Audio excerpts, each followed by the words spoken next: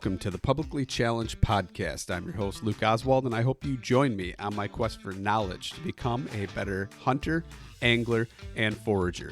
Stick with this, and who knows, maybe we will learn something together. So before we get started on the show, I want to talk about a few things. I want to talk about the giveaway I'm doing on the Western Hunting Summit. So I'm giving away a spot to the Western Hunting Summit in Bozeman, Montana, with Ryan Lampers that he puts on. And there's going to be some awesome people there teaching you all kinds of things and advancing your hunting experience so you can get years ahead of where you would, flatten that learning curve, if you will. I went last year and it was absolutely amazing, and I wanted to share that experience with somebody. So with that being said, send an email to admin@publiclychallenged.com telling us why you think you should go. Follow Publicly Challenged on Instagram. Follow Western Hunting Summit on Instagram, and also Initial Ascent, because they're going to be giving away a 2K pack to the lucky winner who gets to go out there. So not only are you going out there, but you get a brand new pack to go out there with. So follow Initial Ascent, and thanks Dennis and Joe for stepping in and doing that. Initial Ascent packs are awesome. I got one, and I used it all last season. Same exact pack the winner is going to be receiving, so that's pretty cool. Also, want to talk about Basemap. Basemap Hunt Fish. Awesome app. It's probably one of the coolest because the price point is way lower than all of the other ones out there, and you can do all the same features, and they even have hunt data stuff that I'm using right now for my next elk hunt, and that's definitely pretty cool. So check it out. Use the promo code PC25 and save yourself 25% on sign up, but you got to do it online on the website. Don't do it on the app, or you won't be able to use a promo code. With that being said, thank you so much, and let's get to the show.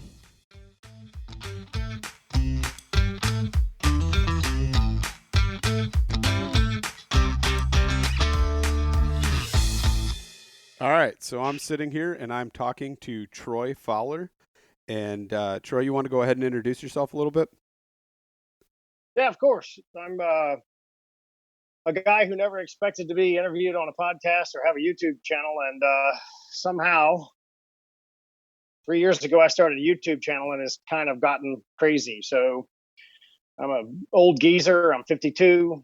I'm BC, which is before carbon for all you millennials. And back in the old days when we had wheels that were that big around and rubber string, I mean, the strings were terrible, and we had flipper rests and 600 grain aluminum arrows. We shot through everything. And then carbon comes along and overdraws, and things got a little crazy, and I went down that whole path and was not experiencing the same amount of success that I was in the past. And I went off the rails and left all my friends behind and went and started to explore much higher mass projectiles with high forward of center and hand sharpenable broadheads, kind of going back in time. That's the way it was done. When I started, I saw the Thunderhead become the number one replaceable broadhead. That's how old I am. And nowadays, the replaceable blade broadheads, Muzzies on. It was Muzzy and Thunderhead, and then everything else was hand sharpenable. It was mostly Zwickies. And Magnus, Mr. Somm had Magnus that looked like a Zwicky back in the old days, and he sold that part of the company. That's what you had. Everything was 155 grains. Nobody knew any different. The aluminum arrows, you're shooting a 2117 that weighs 500 grains. You don't know that. And we shot through everything. I had a 10-yard pin on my first bow. That's how slow it was. I mean, it was like grandpa. And I remembered what was going on back then, so I wandered off by myself, started testing proactively on the feral hog population at our ranch. My wife's family has a ranch, and I run it. That's why I'm calling myself the Ranch Fairy, because I've called myself the Ranch Fairy at the ranch forever. And started to have elevated success, much shorter blood trails. And I've gotten to the point now, and this is going to sound completely arrogant. Take it however you want to. I don't really care. You can turn it off if you want. I go out now, and I know something's going to die unless I make a mistake. 5 years ago, I was like, God, I hope I get one. I was 50% on feeder shots, known distance, on big feral hogs, over 200 pounds. That's a big one on our place. We don't have any agriculture around us, so they work pretty hard. So they just don't get humongous.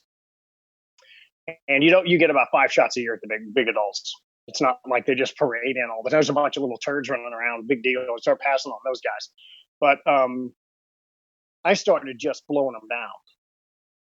The other day I shot one, 12 yards, went through him. The arrow skipped 20 yards after it went through. It was a 710 grain arrow.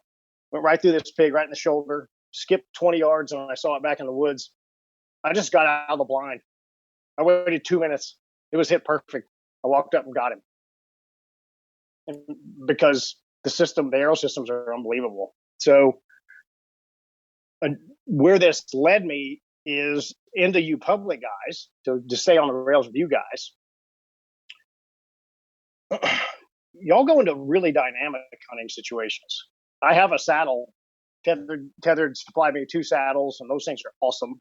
I really like saddles. Yeah. They're freaking awesome. That Phantom's fun. Awesome.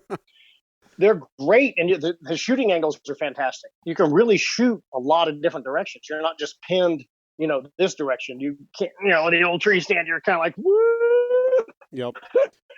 But in a saddle, you can swing around. I've used it a bunch. I videoed my buddy. They're wonderful, right? Yeah.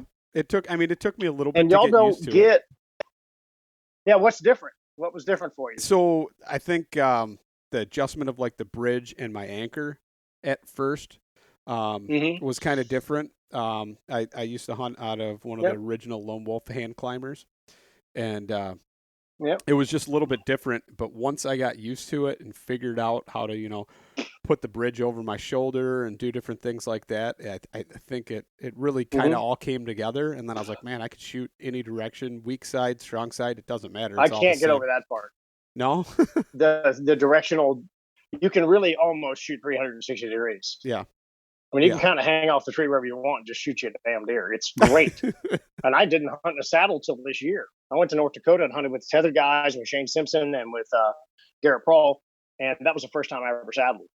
They showed me how to do it, and I went out and said, okay. And then we had deer walk right under us. But going back to kind of the evolution of the Ranch Fairy channel, I started posting videos on high Florida center arrows with 300-400 grains up front, perfect arrow flight, how to sharpen, single bevel broadheads, all the Dr. Ashby stuff. I'm a board member of the Ashby Bowhunting Foundation. And it just kind of took off. And then I met the hunting public guys, and it really took off. Thanks to them, I got a ton of exposure for this concept. But applying it to what y'all do, your deer comes by and that's it. You don't have a lot of. You get the angle you get. You ain't like, well, he's coming back to the old deer feeder. We'll just wait around. You don't get that. Yeah. And what I saw on video was a lot of quartering 2 shots. And that is theoretically the worst angle on the planet. Unless your arrow weighs 600 grains and is flying perfect and has a machined broadhead on that is razor sharp, and you can shoot right through a deer's shoulder bones and just smoke him instead of shooting him back and hoping. Yeah. And it's a really elevated arrow system. I keep saying that. I don't talk about bows much. They're kind of boring. A bow is a kinetic energy spring. Yeah. All they do is push.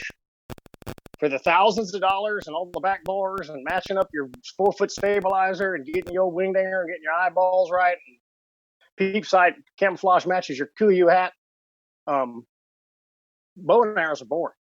They don't kill anything. They just push. And I've got a bow over here that's $200 kid bow called the Project Dig Dick. I cranked it down to 43 pounds and ran a 700 grain arrow on it and shot a 200-pound pig, and it would have passed through, but it hit his mandible. It hit the back of his jaw. That's the hardest bone in the body. So it didn't pass through that. So that's a little bit about the story. And I really never expected to become anything important. I figured I would stay in a hole. I figured I would stay in a weird kid's, back of the bus or whatever. And that would be that, even though it works awesome. Yeah. So I actually first heard about you. I was watching a live stream from Aaron Snyder, and Aaron was talking about his trad setup and his FOC and what grain broadheads and this and that. And Oh, poor guy. somebody goes, well, he actually shoots a fairly high number of FOC. I can't remember what it was, like 20 Yeah, it's in whatever the high percent. But teens. yeah. Yeah. But so one of the guys was saying, "Hey, have you ever talked to Ranch Fairy? Blah blah blah." And he goes, "Who's Ranch Fairy? Like Yeah. tell me more about this, whatever." And so I looked you up, and I'm like, "Oh, okay." Started watching your videos and stuff, and then at that time, I think like couple weeks later or whatever, I ended up seeing that you did some stuff with the hunting public and watched those videos. And I was like, wow, this is really cool. I like what this guy's doing. And it's funny because I didn't know about you. I put together an arrow and I didn't put it with as much FOC as like what you shoot or anything, but I knew I wanted a heavy freaking arrow because I started thinking back kind of like you were talking about in the past. I had an old Pearson compound bow.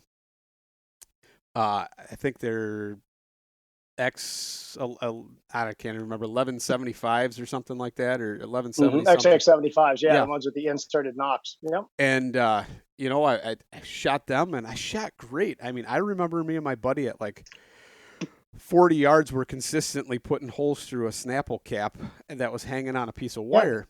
And I'm like, I had a newer bow and compound, and then I got away from it and went to trad bow, and then shot heavy with a trad bow and it seemed to do okay. I just never had the time to practice enough to where I felt confident with it. So I went back to a compound. And when I did, you just go to your pro shop, right? And they tell you what you need and they set you up and, oh yeah, this is a fast arrow and blah, blah, blah. And I started having some stuff too, where it was like, man, I'm just not killing them the way I'm tracking. I'm not, wounding them good. And I started thinking about it. And if you think about the principle of a 9mm and why they developed a 45, I mean, it's the same concept, right? What you want to poke holes or do you want to punch holes?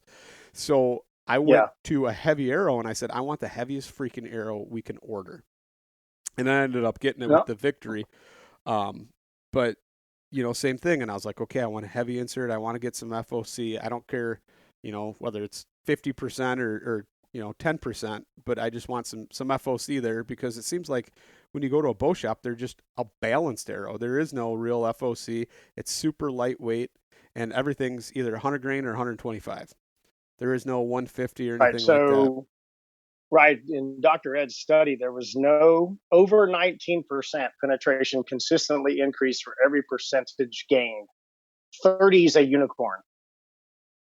So if you could get to 30 on you can get to 30 on a stick bow because they don't push as hard. You can shoot a light spined, light arrow, physically light arrow, and a ton of mass out front, and you can get that to fly. These are 400 grain tough heads. I'm gonna zing those on my stick bow. I'm gonna do a stick bow trad series here in the spring, and I'm gonna just disrupt the world again. The hate mail is going to be epic. I shot a stick bow for 10 years. I'm very well versed in the stick bow world, and but nobody knows that. So here I come, baby. But you really actually want a moderate weight arrow and a bunch of weight out front, and then you want perfect arrow flight. You can't compromise that. This is something that gets wrapped around the edges. I just did a video on this. I see a lot of people saying, "Hey, my forward center is X." I said, "Does it fly?" Well, I just slapped some more weight on the old 340. It's probably bending like a banana. So I always say if you can get over 550 and get over 16 or 17%, Gold Tip has a FOC calculator. You can just input your whole arrow system and it'll tell you what's there. I don't know how accurate it is, but I use it all the time. I don't care. It's a reference point for me. Right. I know when I'm in the 20s, I'm in whack-em land. I mean, you get up around 16 to 19%, your game will change. That's when you actually need to start. You need to start considering what broadheads you're shooting and if they can handle the momentum. So that's literally. Yeah, I ended up going with. I wanted something because anymore you can't get a sharpenable broadhead hardly with it. That's a quality broadhead or a balanced broadhead or any of that kind of stuff. And I got tired of just the chintzy little stamped, razor blades that were coming in them. And so I ended up going with the Day 6.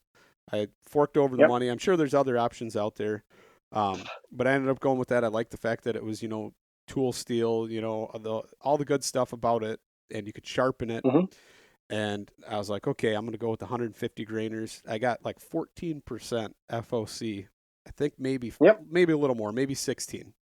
But Yep. the results that I've seen, as long as I put a decent shot on them, they drop. They're They done. they they Yep. go. I think the last buck I shot, it did the drunken sailor walk for 20 yards and just fell right over. I mean, I knew he wasn't even going to go anywhere. You could just tell, and I mean, Yep. it was just All day amazing. long. Yeah. Yeah. That's called cardiogenic shock. So that's a physiologic fact. When you sever the major vessels in the forward part of the thorax, I'm a respiratory therapist and I had a cadaver. So I had tests where there was needles literally stuck in the chest of a cadaver and you didn't know what artery and stuff were there. So as far as the rest of the bow hunting world, I got that on you. So anyway, that situation where they do the drunken sailor is called cardiogenic shock. And cardiogenic shock is a situation where it's most easily described as if you put a spray nozzle on your hose and you turn the hose on and it wasn't spraying, and you cut the hose and it would shoot out. Okay, there would be this immediate spray in your face. That's what happens in cardiogenic shock to a deer, but they have a limited amount of blood. Obviously, your water system will keep flowing and just flood your yard. If you're a dumbass, you don't turn it off, right? But a deer only has a limited amount of blood, and what happens is the body senses that and starts drawing the blood away from the artery, the legs, and pulling it to the front because it needs not to die. It's trying not to die, and they start wobbling. Their legs don't work. Yeah. It's a fact. It's just a fact. So you shoot them low through the thorax with something very sharp, you're going to see the drunken sailor every time. It's not possible it could be anything else. If you shoot one forward on the crease, lower 1/3, like I've in the Vital V, like I've got videos on, where people are scared to shoot to kill stuff, and they don't do the drunken sailor, that's on you because you shot them with a dull broadhead. Hmm. There's no other thing. There's no mystery thing that happens or magical thing or whatever that happens. They're either going to die or if they haul ass, you might have shot them with something that's dull. You might be completely irresponsible. You didn't check your broadheads. You didn't sharpen them to razor sharp. That's on you. There isn't factually, physiologically, any other thing could possibly happen. So let's kind of dive into that a little bit more then, because I mean, I do sharpen my broadheads throughout the season, and naturally those things are Yeah. like a freaking knife anyway, and they retain an edge really well. Mm-hmm. They're pretty good. I've even picked them up and done some different things with them, testing the sharpness. But I mean, how often? If you think about it, this is what got me thinking more and more. Is every time you're shoving it in that foam, right? And you're essentially cutting and dulling. It's right? not getting better. It's Yeah. not getting better. It may not be terrible, but it's not improving. So how often All should day one long. be testing and sharpening your broadheads? Every day. If you're hunting every day, just check them. Get a piece of paper. Does it cut and does it tear? Is that? Yeah, right. I don't know if this is sharp. We're going to find out. Yeah, it's not real sharp. Okay. That one's I haven't really played with. It's pretty sharp, but it's not real scary sharp. These are all out of my stuff here. But get a piece of paper, pull your broadhead out of the quiver, right? And check it. Now that one is good. Oh no, it's not. That's doing all right. So those are a little bit dull. So that's an example of a broadhead I would not shoot. Yeah. But I have broadheads I would shoot. This is Tough Ed's new Evolution single bevel. And I talk trash, so let's find out if I'm any good at this. Yeah. Yep. It's your broadhead should be able to do that, right? All day long. It just how fine can we get this? Little pigtails. So if it won't do that, you shouldn't be you should not be hunting. You shouldn't. You should not be out there. So all the people You're that just gonna have a long day. It doesn't tear the paper at all. It actually just straight up cuts it. Yeah. If you can listen to the paper. I can actually maybe demonstrate that for the people listening. This will be fun. Let's see if this works. Come here, paper. This one is dull because I've been screwing around, shooting it around. So let's see if we can hear the sound. that you hear that raspy sound? Yep. And if you're watching, I don't know if you can see that. There are little hairs. Probably can't see it on the paper. But yeah, when you look at the paper, tears. you'll see little hairs on there. And then when you get one that's chomp, this is the Tough Head 300. It's a fantastic piece of equipment, and it's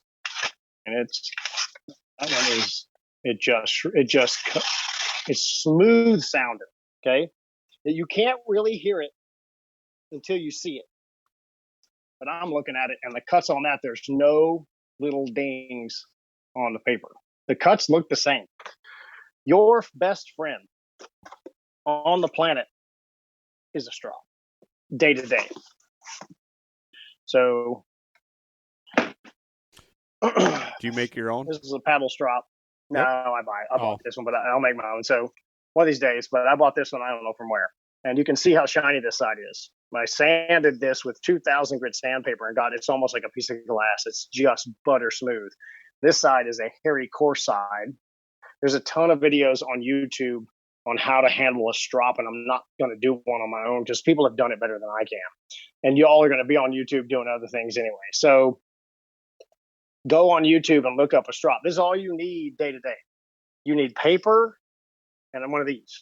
And you literally, this side has aluminum oxide paste in it. It's a little bit rougher. It's not very rough, but it's got rougher leather.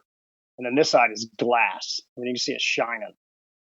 And you won't believe what this will do to a broadhead. And you'll go from where you can hear it going through the paper, but it cuts it nice, to just, and that's the difference. Listen, at impact, broadheads do two things. There's no other possibility. None. They either remain in a static state or they erode. That's it.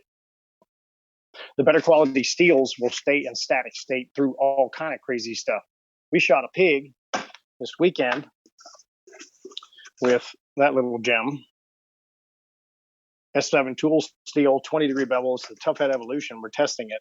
They're out for sale, but I'm trying to punish them, and they are not being punished. They are laughing. And my buddy hit this pig perfect. She was 12 yards. She jumped the string a little bit. He shot a little high because she was just right there, and her spine exploded. Yeah. Now she went down, but I didn't know it exploded until I took it apart. I got a video coming up later this month about that pig. And I did one of my necropsies, which of course gets me demonetized, and I really get punished on the monetization on YouTube, but I'm doing it anyway because it's such good information. I try to keep it pretty clean. I try not to act like an ass and have blood everywhere and guts just pulling out. I try to keep it relatively scientific. Well, what happened on this pig was, generally when we shoot him in the spine, usually the broadhead's anchored in the spine. And we dig it out. Well, this one went through the spine, passed through, and the fletchings shredded off, and they were in the spine. The complete pass through, 640, 23% with that single bevel broadhead, and it made no sound. It went choop, and she was down. So I skinned her back, took the shoulder off. I'm looking at the wound. You can see where the wound slot is. It broke a rib and then shattered the spine. I make an incision from the top to the bottom, and she fell apart in my hands. The spine was it exploded. And that's the rotation of the single bevel. I've not seen that with double bevels. I've shot a lot of pigs with them. They would have gone through the spine probably, but you don't see this rotational force where the spine was actually, there was nothing there. It was all the bone was fragmented. So that's just the next level of this whole sport and trying to keep our effectiveness rates up. Listen, we're not going to have a sport if we don't have publishable effectiveness rates one of these days. Yeah. And that's what the Ashby Foundation is going to start working with. We're going to start we're going to go back into the study. We're going to do it with a compound. Ed's still alive. He lives 4 hours from me. I talk to him all the time. And he's curious as well. Everybody's like, well, all he did was stick bow because stick bows are slow. So Man broke his back. Okay, he fell off a mountain, broke his back, and that's why he didn't continue. He was a trad shooter, so he just shot trad.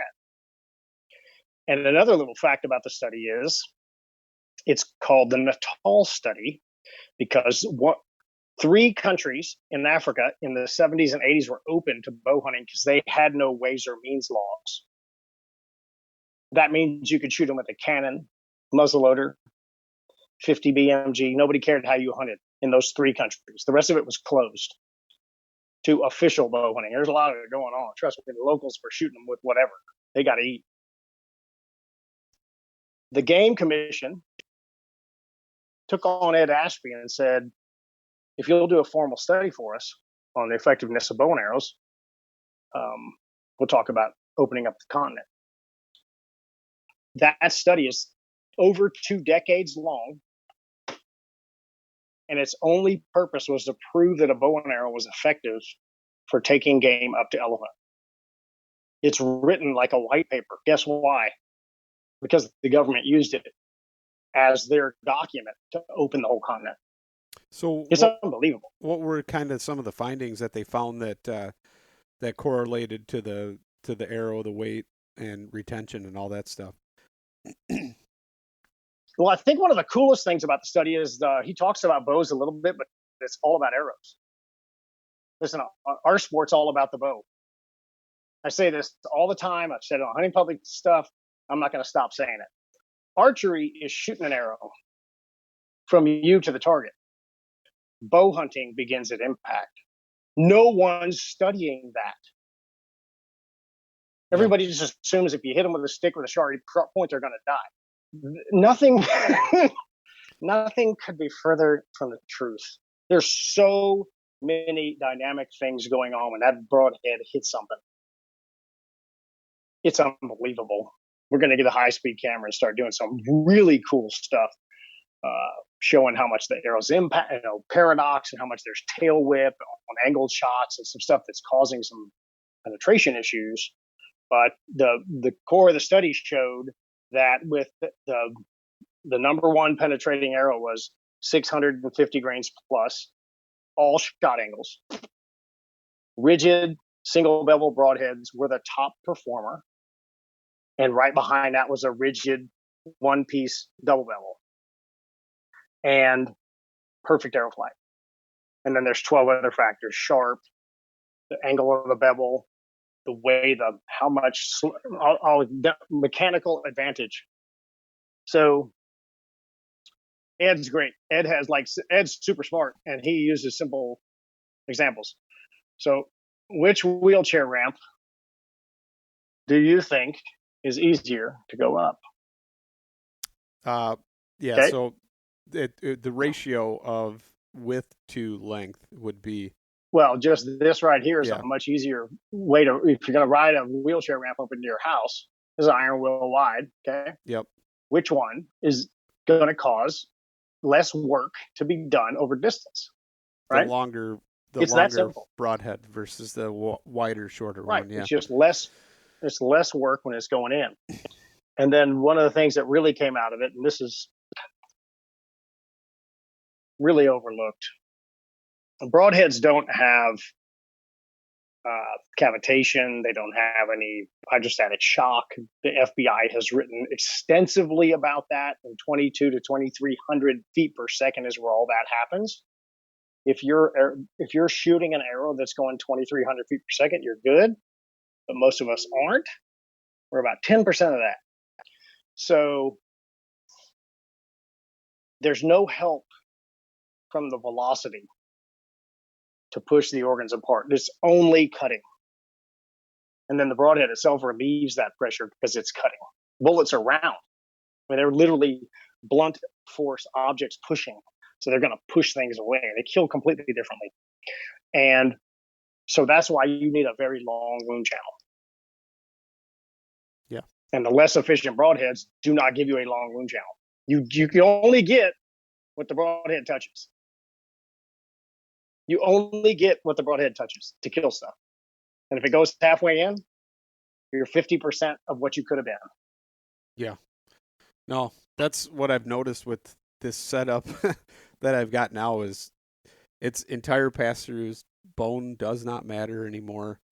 It doesn't. It's just going to keep going. It's going to keep going until it finds its resting place, which is The only definitely through the trouble you animal. might have with a double bevel broadhead, because I've tried it, there's stuff I don't show on my YouTube channel. So I shot 2 or 3 little pigs, probably 80, 90 pounds.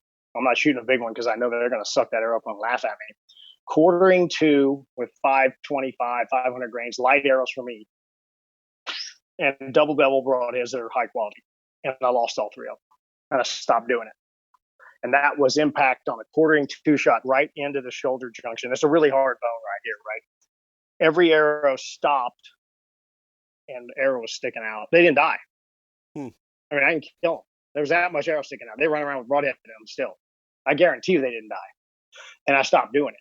You're not supposed to talk about stuff like that, but I'm a researcher, so poo. But when I went up to 700 and shot this guy, it goes chut, and the humerus gets cut in half. It sounds arrogant, but it can be. This all goes back to your public guys. When you get that slight quartering 2 shot, you have 2 choices. I'm going to shoot him behind a crease and pray, which is a terrible option because from an elevated position, you are almost guaranteed 1 lung, low liver. The hepatic artery comes off the spine. That's a fact.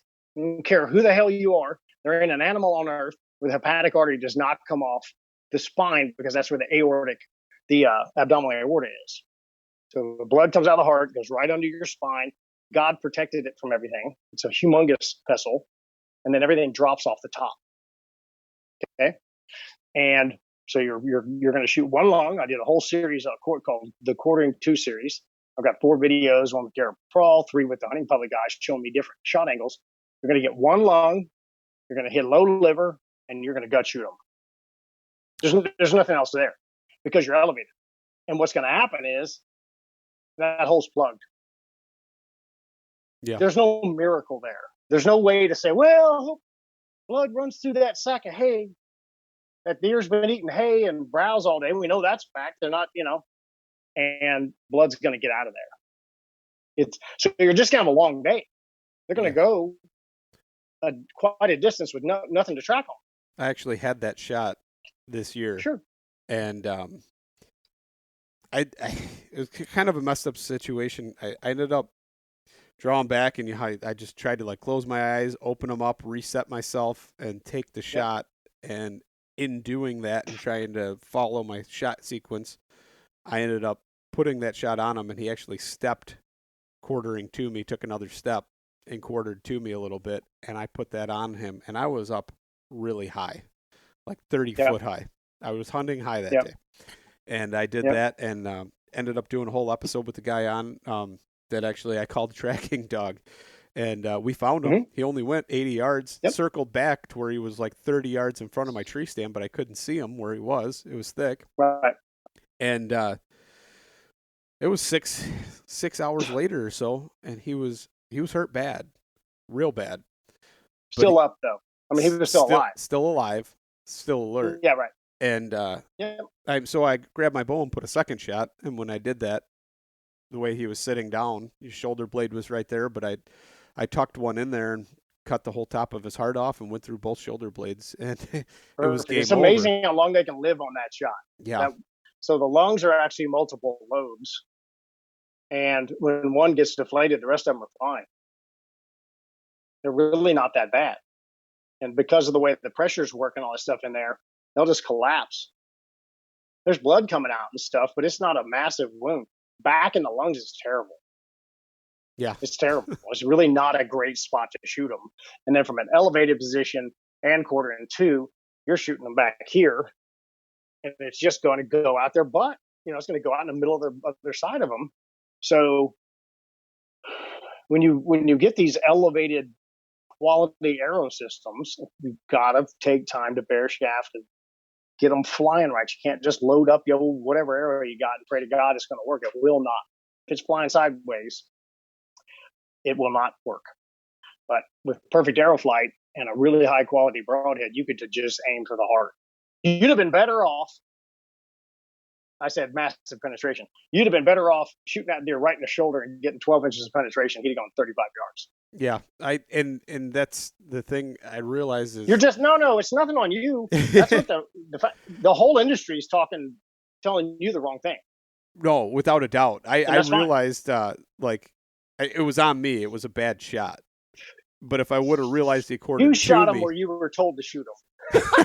well, kind of. You gotta go off the rails to do this crazy stuff, brother. But I mean, you know, and on the last year, I just put it right in the crease, tucked it right in there on his shoulder, you know, and I didn't care. It didn't matter if I smoked him. Yeah, and it was completely different. But knowing that my arrow can do that, and knowing that it would have done that then, I mean, it's a whole different ball game. It's there's confidence. You had the within shot my everybody setup. gets. Yeah. Yeah. And this year, I'm going to post this video soon. So a lot of the channels don't post cleaning the deer and necropsies and stuff like that because you get punished pretty hard by YouTube, and I don't care about that. So I monetize what I can, and the heck with it. I'm a researcher, so I'll figure it out. But anyway, Warb sent me a text and said, "Hey, what do you think?" And this is a big deer, physically big Midwest deer, and a big framed up 10 with big tines. He's beautiful. He's the deer everybody cries about that they shot and lost. Yeah. Okay. And the arrow hits forward. The deer's slightly quartering to him, right in the shoulder joint. And he's 15 yards from it on the ground. And the deer, when it jumps to run and turn, I see the arrow go with the deer like this. It wasn't doing this. So when he jumped, it didn't go like that. That means it's in him. If you see him going like this, that's the old flapper shot. Yeah. Yeah, it's on the outside. That's the old rage flapper, freaking bounce off and stuff. But it didn't. The arrow, literally, the deer jumped and the arrow just went with him. He said, "What do you think?" I said, "Deer's dead. He's 70 yards away. There will be no blood trail because you're through the bone, and the meat there is very thick, and their shoulders moving. So your thorax is here in your shoulder. So when you shoot them through the shoulder meat, that shoulder's moving. Well, the holes go like that, and they close. Oh, so you're not getting as much blood. Yeah. Yeah, there's no open hole. It's got to line up. Right. So I said, the deer's dead. He's right down the hill. And how much air you got left? I said, I bet you got 12 inches of penetration. He said, I got 12 or 14 inches of penetration. He showed me the arrows on text or whatever. I said, deer's dead. He's right down the hill. Don't expect a blood trail. Just go get him. He said, everybody else says it's a one lunger. I said, okay. He said, we called the dog already. I said, okay. I mean, I got no problem with people being smart, right? And he's seen a lot of deer shot with a bow and arrow, like hundreds, because he ran camera for Midwest Whitetails forever. Yeah. So in the video, it was awesome. So this lady comes out. She's got her dogs, German short hair or something. They go up the hill. You see the dog go like this. He's already got it's on something. Yeah. He literally goes like this. I see him go like that. She cuts him loose and he's gone down the hill. And he went 75 yards. Yeah. He was shooting 650 grains. He was shooting a single bevel broadhead, and he's a pretty meticulous arrow tuner. Yeah. And I taught them how to sharpen broadheads this summer. He also shot full length through an elk this year, facing him, right down the freaking pipe, and went out the back of it. Wow. with the same setup. Yeah. And he just says it's bomb proof. And I've got the video, and the humerus is about that big. It's like a lemon, and the broadhead hit it dead center. It's this ball right here. It's cut like a lemon. It's literally got a hole in it.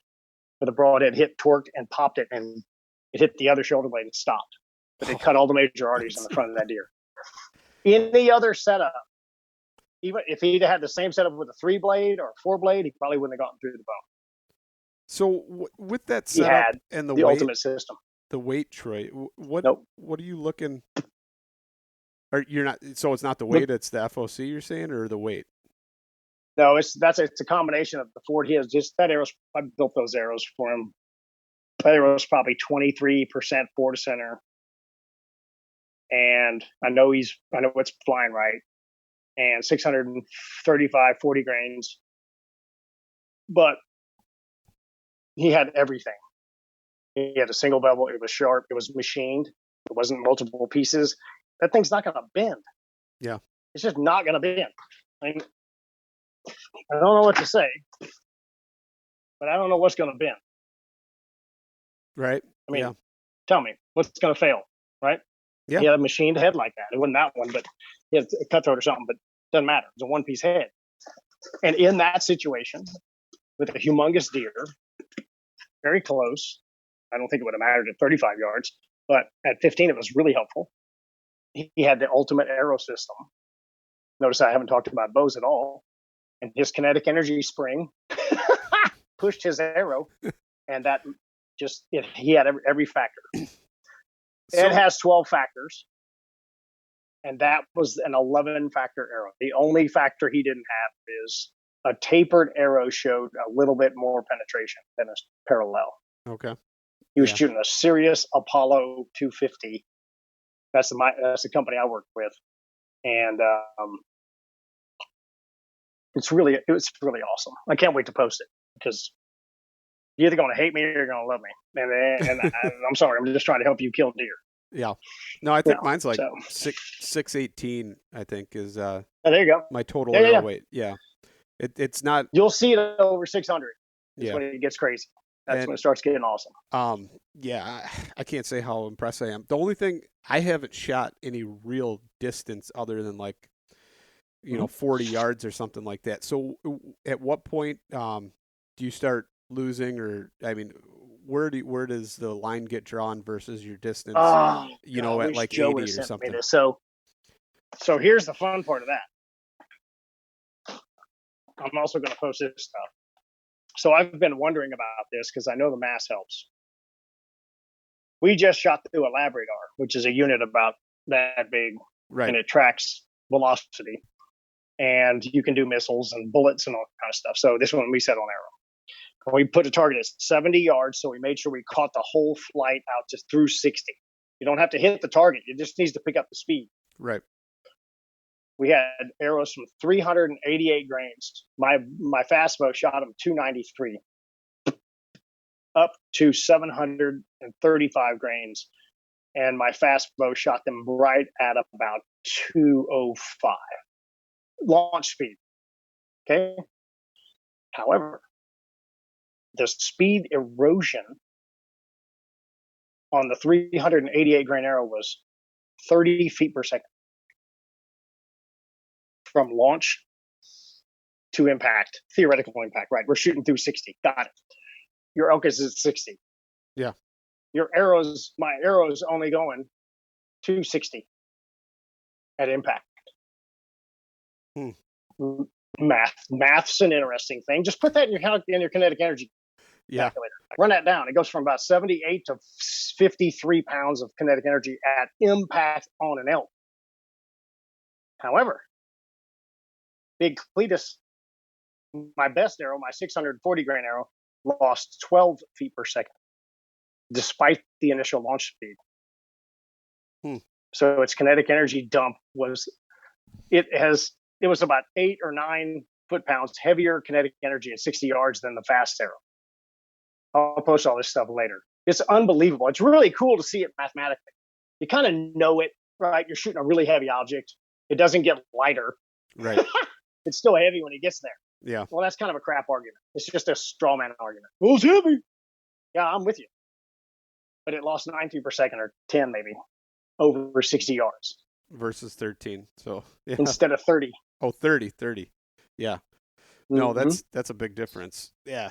It's a big difference when you start doing the kinetic energy piece. Because I chronoed it's terrifying, mine, actually. And I think I was like 230 feet per second out of the bow. But it would be really interesting to see what it would do downrange, and I bet it's doing 220 at 60.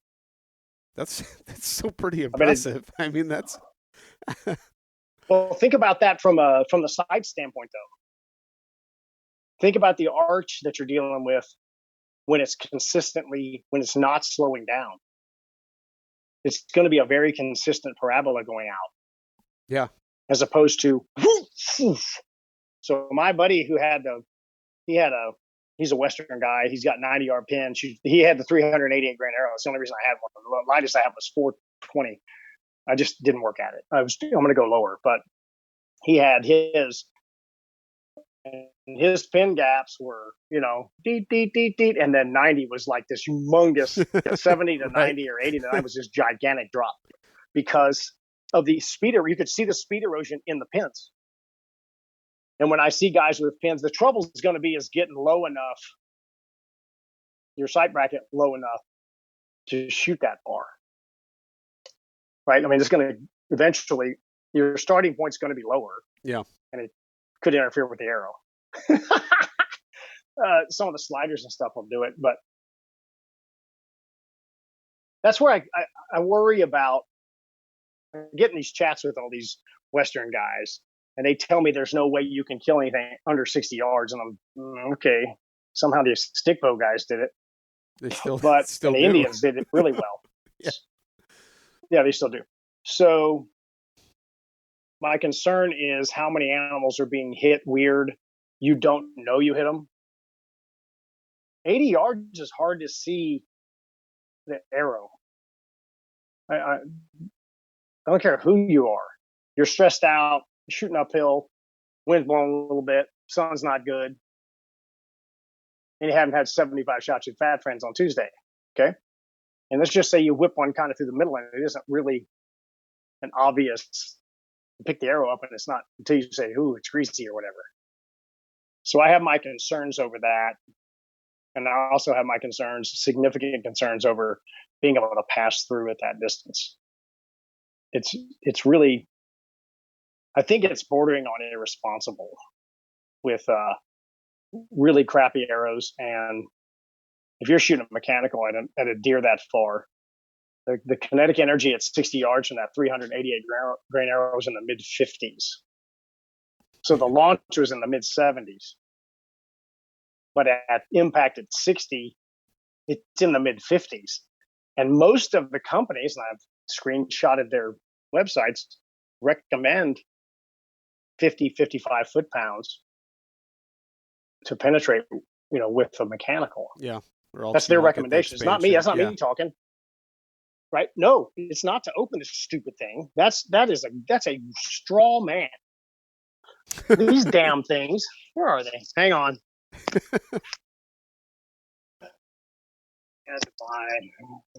had to buy some rage for testing. Can't wait to break them. Okay, we're going to talk about mechanical advantage. So here's the rage, and I bought the skinny ones to make it look as good as possible when I break them.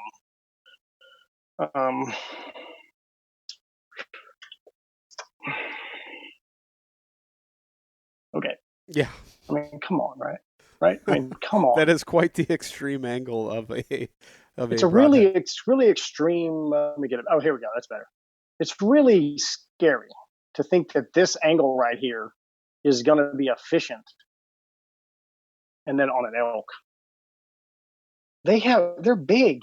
Yeah. Just the thoracic wall on a big bull elk is probably 6 or 7 inches thick. I've only cleaned one, and it was getting dark, and I didn't do the ranch trader thing on it. But it's absolutely terrifying when this company recommends 55 foot-pounds. We know mathematically it's at 55 foot-pounds. And here's this thing called physics. You're a genius. I mean, you're some kind of freaking science guy. So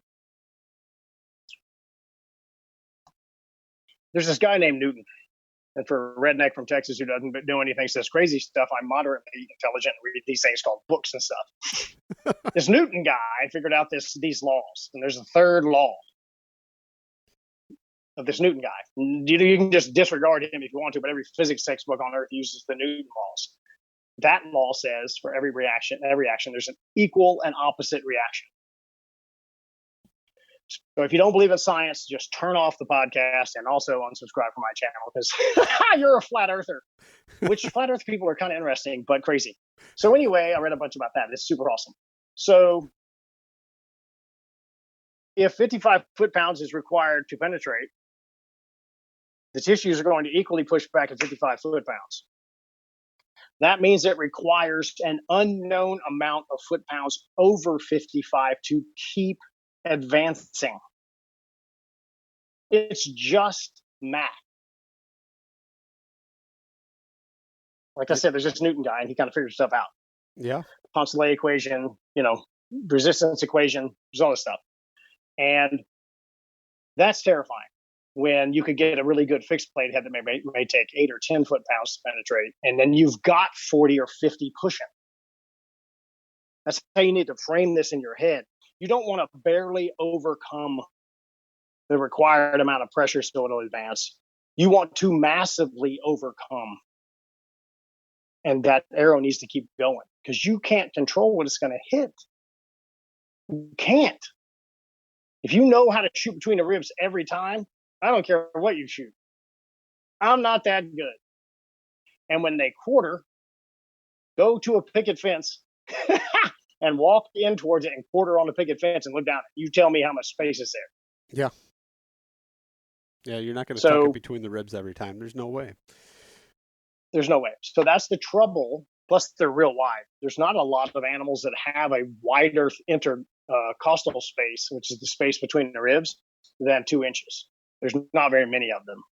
Yeah. They're pachyderms and stuff, and hippos probably, but not a deer type of animal. You really got to frame in your head this idea. It's not even an idea. You have to understand that you need a ton of pressure beyond. You need as much kinetic energy helping you push through as you possibly can get. And that's where the fixed blade heads really do well because they don't take a lot of kinetic energy to penetrate. Their equal and opposite reaction may be 10 or 12 foot-pounds or less, and you still have 35 pushing. Yeah. Whereas if you shoot the old flap, on their websites, they say that.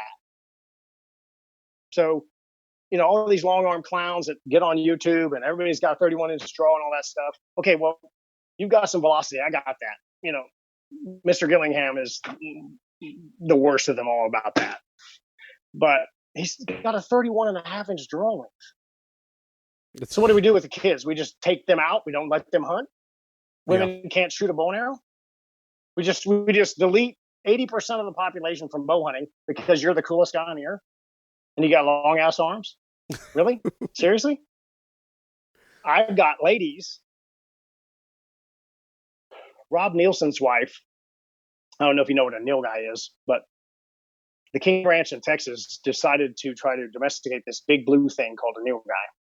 And they're about the size of a horse. They stand about this tall. I'm 6 feet tall. And they're big and real big front shoulders. And they suck up 300 Win Mags. They just run off. She shoots 43 pounds and a 575 grain arrow with about 27% forward to center because her arrows are so short. So it's math, right? If you have really short arrows, the forward to center goes up just mathematically because it's forward of a shorter stick. Yep. She shot completely through 2 400-pound Neil guy into the dirt. And we got guys on TV that can't freaking get an arrow through a deer. She does it all the time. She shot sables, and she's this wonderful lady from Georgia. She's a school teacher. She's the nicest lady. She's a little tiny thing. Oh, Troy, how are you doing today? We got some stew. We're going to have dinner. Blah, blah, blah. She's awesome. And she's killed. She thinks deer are kind of annoying. She just shoots through those. And pigs, just blow those down. It's no big deal. So you really got to be thinking about the physics of this thing so that you can have a sport in the future. Yeah. Because the more animals we wound and the more horrible, television printed bad situations that those people get in where they have to shoot something twice or it's got its head up or whatever, they don't just shoot it and it goes down. It's just not going to help our legacy. And the more I do this, I'm going to really start harping on that. Somebody's got to stand up and say, if we want to keep bow hunting, we have to shoot the most effective arrow systems we possibly can and take animals very cleanly. And that's not being discussed. Yeah. It's not. I agree with you. I totally agree with you on that one. And it actually reminds me of my buddy who just recently, within the past 2 years, I think, picked up a bow again. And he only hunted shotgun season. And we were in high school or maybe just out of high school. And I was doing a fair amount of bow hunting and having somewhat of success. You know, I wounded a few here and there. And he, on the other hand, ended up shooting a doe. We helped him track it for like 6 hours, about 3 miles. I mean, just little drops of blood. And I mean, it goes back, and I can remember the arrows that he was shooting, and they were these super fast, just short little arrows. And it was all, I mean, it was the speed, but that was what your guys in the bow shop were like, oh yeah, you know, it's a 320 foot per second bow, you know, it's crazy. Yeah. You know, do this, do that. And he was shooting it, and yeah, he's slinging them on the target, and they're all touching and cutting, fletching, and all that good stuff at 20, 30 yards.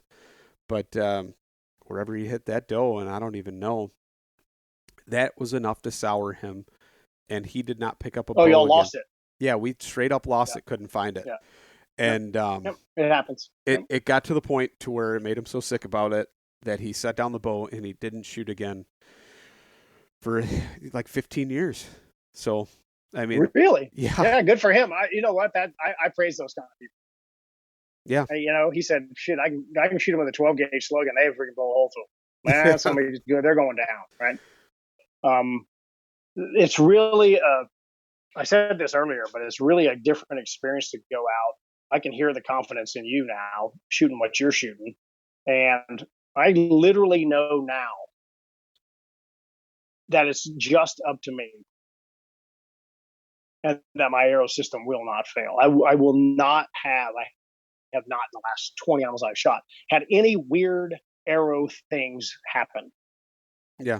Come out weird, kick weird, go backwards, turn sideways, exit holes 12 inches behind, or redirect. None of that. So it's just down to shot placement. And that's another thing I want to touch on. All you shot placement guys, you're annoying. That's the first thing. So what that means, there's two things that means. You and I have been dudes our whole life, right? So this is a total schoolyard deal. This is right out of third grade. The first part of shot placement means I'm a better shot than you are. You suck. You're not a good shot, and you can't shoot, and I can outshoot you any day, and nothing ever gets away. That's the first part of the shot placement argument. It's just people being idiots. The second part of that is they are saying, I know my arrow system can't do a whole lot of things, but if I shoot perfectly perfect, it works every time. That's a terrible stance. Do you realize the deer move? Yeah, that's what happened to me. They move a lot, and they move completely unpredictably. I'm getting a kick out of this. There's been a couple of videos posted proving gravity. That Newton guy, he worked on that one too. Newton and the dude with the big hair, E equals MC squared guy. You might have to read books to figure out who that guy is. They figured out this gravity thing, and the earth is spinning and all this stuff and keeps you stuck to the earth.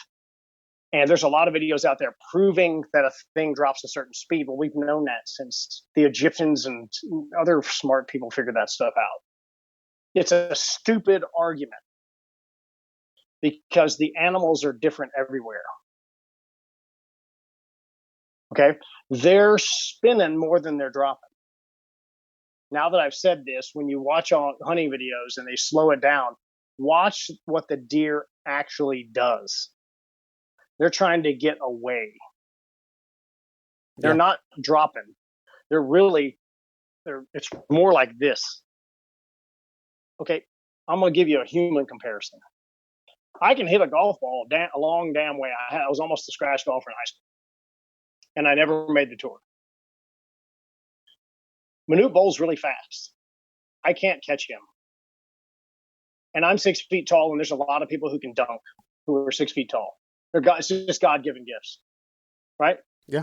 Guys who can hit it out of the park, guys who can throw the curve, the guy with the magic arm, a left-handed guy who can throw a good knuckleball and a 92-mile-an-hour fastball with a little bit of tail on it. Those are freaks. And then there's the rest of the team and their skill level, and then there's the rest of humanity. Animals are the same way. Now, the really dumb, fat, slow ones have been culled. They get eaten. But the animals that are there are very top level. I was talking to Grant Woods about this. And he said, we need to realize that the animals we're hunting are the survivalists of the group. There's no dumb fat ones out there. They got hammered. Yeah. The stupid ones got eaten, right? The ones that have made it 3 or 4 years are the best surviving animals, and they're faster, they're more acute. That's how they got there. They've been shot at before, scared off, driven by trucks, blasting a bunch of drunk guys, shooting guns in the air and all that stuff. And so you're shooting at a target that won't die, but there's no predicting with any certainty which direction this animal will go. Your deer came towards you. Yeah. Right? You said Yep. it rolled to you. Yep. What deer goes towards a scary thing? I don't. When I'm in a horror movie, I run the other way. I don't run towards a bad guy. That's dumb. He's going to chop your head off with a chainsaw. So that's why we need to develop arrow systems to take into account your shot placement may be perfect, but the deer moved and it moved 6 inches. Yeah. Your shot placement on 3D was a 12 ring, but the deer moved and it hit it back or hit it forward or whatever, and something got in the way. That's the shot placement thing. You're bad. I'm good. You're the worst. You don't practice. You need to practice. You need to do your form. You need to get a back bar and a 4-foot stabilizer, all the stupid stuff. And then the second thing is when I hit them perfect, and you never do because I'm better than you, when I hit them perfect, they die. And that's absolutely true. I'll never deny. I've done a lot with mechanicals. When I've hit them right, it's awesome. They're awesome. Yeah. The blood trails and stuff and the destruction is fantastic. Right? Until you hit them but wrong. When you don't, it's right. It's T-row 0. It's T-row 0. So for our sport, if you just sit in the dark every once in a while and say, I'd really like to be the most efficient bow hunter and I want the best arrow system because that's what kills a deer and kills moose and all that stuff is the arrow and the broadhead. What would I do different if things didn't go the way I planned? It's just a look in the mirror question. Do I have the best arrow system for what I do?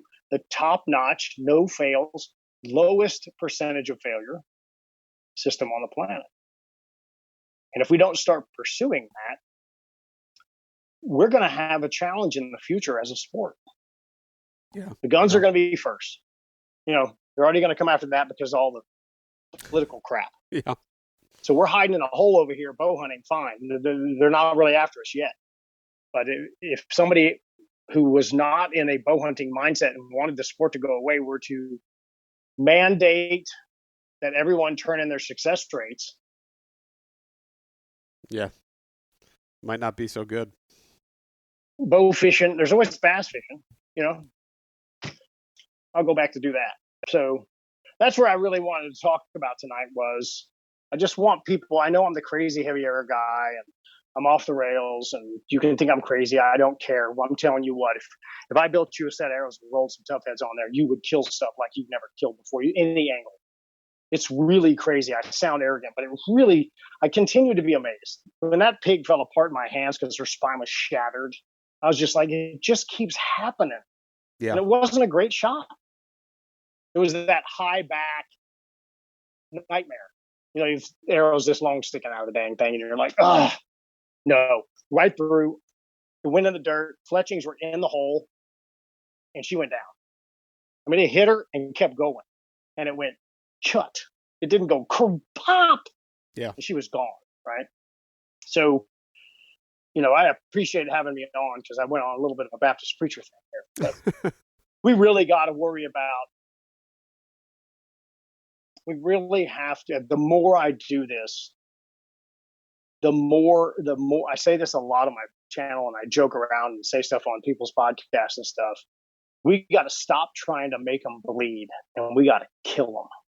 Yeah. And that sounds brutal, but you need to shoot a sharp broadhead through the thoracic cavity, pass through, and they go 50 yards.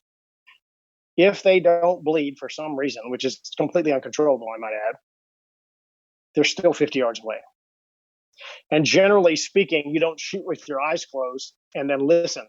You generally get to see the direction of travel. So you can eliminate basically that direction. Yeah, behind you for sure. And, look out there some way. Right? It's kind of over there. Yep. And it helps. Because them old pigs don't like bleeding. They have a lot of mud on them. They have really long hair. Their thoracic walls are thick. They tend to not bleed really well. And the further forward I shoot, right on the crease, lower 1/3, and when I hit them right, I just go in the woods and I bind them. They go about 65 yards now. Our average distance in the past is about 150. So I've cut that in half. And probably the greatest contributing factor to that is I'm fortunate now that I'm a YouTuber and kind of have a little bit of run, and I'm sent a lot of things, and I really get to play with the highest quality stuff. So as I've been able to tinker around with the Tough Head Evolution, that's S7 tool steel. It's not going to fail. I've shot a bunch of the Iron Will stuff, a bunch of Magnus stuff, and the better broadheads out there really makes a difference. Yeah. It really kills them dead. And I can't preach this enough. We just won't have a sport. And it's not as much fun. You already busted ass, walked in a mile and a half to your secret tree as you walk by half the freaking county. Yeah. They're also out there. They might know where your secret tree is. I have to get used to that. I'm not used to seeing people because I'm on private land my whole life. And then you finally get a shot. And something dumb happens and your system fails. Your arrow physically fails. Now, if it passes completely through and you gut shoot a deer because you made a mistake, or the deer spun, hit a branch, or you pulled the shot, then you're human. Okay. I'm good with those. I'm okay with we're humans and sometimes we make mistakes. You're a deer that turned toward you. There's no predicting that. 95% of the time he turns away. Yeah. That doesn't happen, Let's eliminate when the shot goes into the chest area and it balks. Let's eliminate those. Absolutely. And then let the chips fall when it's just, dadgummit. I wasn't trying to gut shoot a deer, Yeah. I mean, definitely, if you can just up the success rate, to where retention, if you think about my buddy, how many other people does that happen to where they never came back to the sport, never picked up a bow? How many people did he tell the bow and arrows don't work?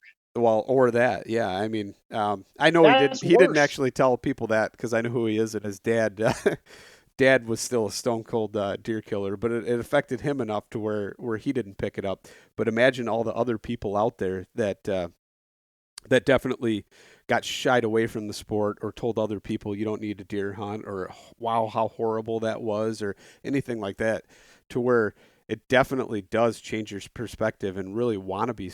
I mean, not that anybody doesn't want to be more successful, but why wouldn't somebody want to try and improve and do anything they can to up their odds of correcting that bad shot or making it to where that bad shot, even though any variable like that happens, that you can still have confidence within your arrow. Not saying you would take a bad shot, but if you somehow something happened and you had enough confidence within that arrow to where you knew it would still do what it needed to do.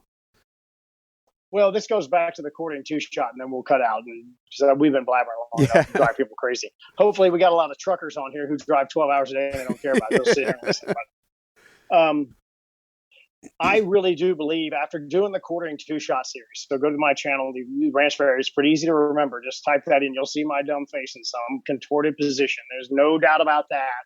And look for the quartering two shot series. And the more I looked at the footage and then I did anatomy in my head, it's actually higher risk to shoot them back, pass through, and shoot them in the guts and one lung them than it is to aim with an adult with a real arrow and aim for the heart and try to break through, because it's only about this far and you got everything. Yeah. But a complete pass through back, guts, plugged hole, 6 hours and still alive, and a dog. Not everybody's got one of those, right? Right? Seriously. Yeah. Is way riskier and worse for the sport, worse for the deer, and quite frankly, worse for your deer meat quality. Yeah. That time that they're stressed does not help your deer meat quality. It's really bad for the meat. All the adrenaline is not a good thing for the meat. So you've worked all this time, days out there, you've finally got off of work or whatever, and then your deer takes 7 hours to find.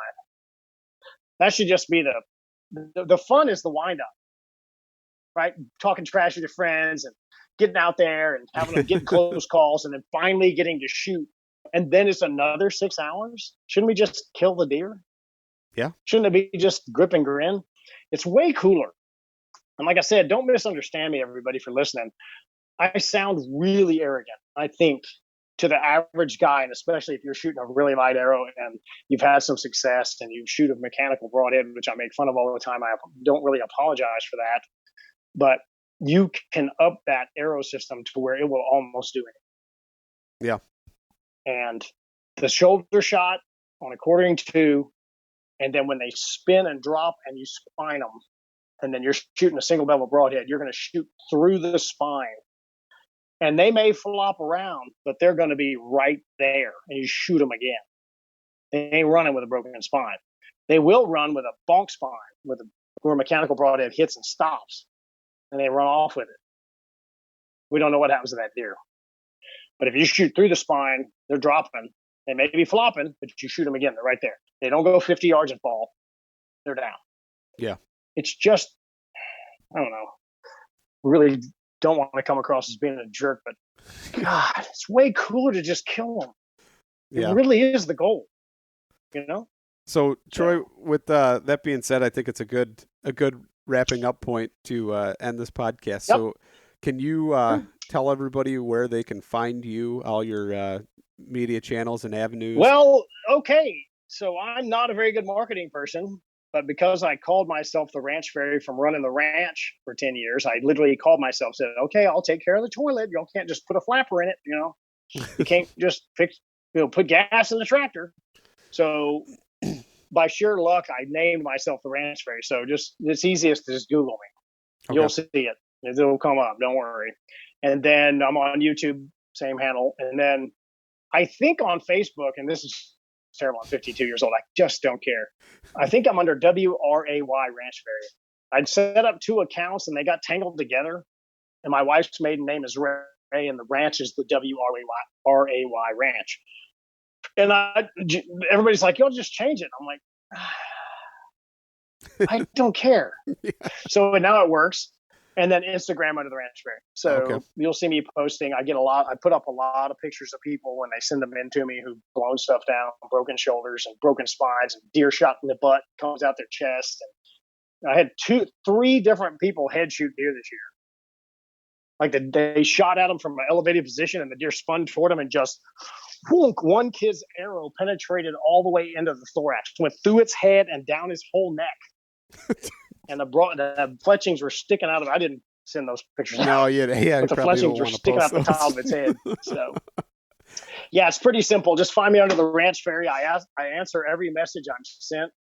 My email is troy@ranchfairy.com. So if you have questions about all this crazy stuff, and you don't want to tell your friends about your condition, you can just talk to your Uncle Troy, and I'll help you in the dark. We won't tell anybody. And you don't have to, just don't let your friends hold your arrows, because you'll make them feel bad, because it weighs twice as much as theirs. And then the Ashby, what is it, Bowhunting Foundation, or what is? Sure, ashbybowhunting.org. Okay. Check us out there. That's on the website. We'll be posting a bunch of stuff. We're really going to get going probably in the next 3 months, and then we're hoping to return to Australia next summer. We have a place that wants us to cull 120 buffaloes. Very cool. And we have 3 500 nitros to assist us in the culling operation. So we're going to, the way Ed did it was they shot most of the buffaloes with a rifle so that the animal was within a 30-minute time frame from hitting the ground. So the science is good. If you shoot one, let it lay there for 4 hours, it's not the same. Rigor mortis sets in, the skin tightens up, everything changes. So we'll have to literally set up the trailer and say, today we're testing X. And then we're driving around with a 500 nitro. Oh, that's pretty cool. Oh, when I come back, I want to just be, every day the recoil's here. I mean, I'm used to it now. Boom, got it. So that'll be a hoot.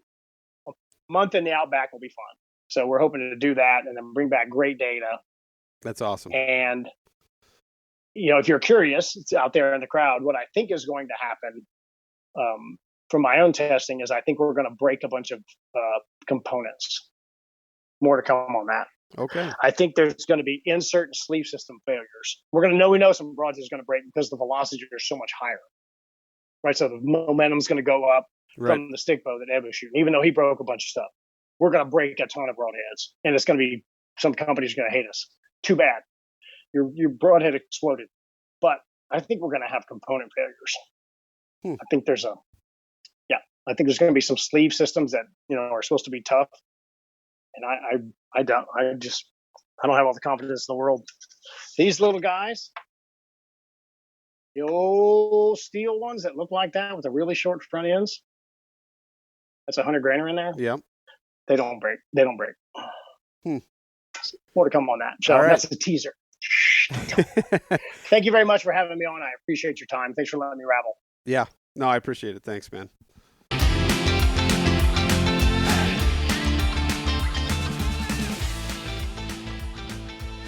And once again, thank you so much for listening to the Publicly Challenged podcast. I hope you enjoyed the show, and if you did, please subscribe on whatever platform it is you're listening to. Also, if you could leave a review, that would help us out. And you can check us out on Instagram or at publiclychallenged.com. And once again, thank you so much for listening to the show.